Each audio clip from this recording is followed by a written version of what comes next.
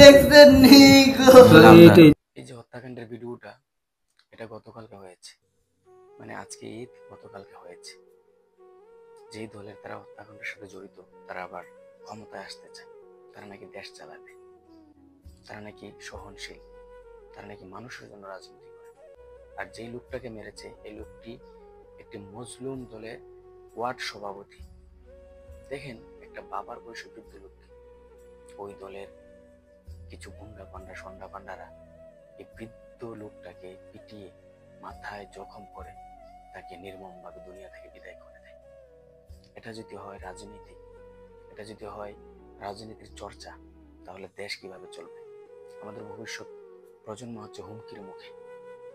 হত্যাকাণ্ড দিয়ে কোনো রাজনৈতিক চলতে পারে না। রাজনৈতিক চলতে হবে সামাজিক সহনশীলতা, সামাজিক নীতি নৈতিকতা থেকে। মানুষ মানুষের জন্য কাজ করতে হবে। মানুষ মানুষকে মেরে কখনো রাজনীতি করা সম্ভব না। লোকটার পরিবার হাহাকার, কান্নায় জর্জরিত হয়ে আছে। লোকটার কপালে ঈদটাও জুটলো না, লোকটার কপালে কুরবানির গরুর মাংসটাও জুটলো না। লোকটাকে রাজনৈতিকের প্রতিহিংসার কারণে তাকে পরপারে চলে যেতে হচ্ছে। আসলে আমরা এগুলোকে বয়কট করতে হবে।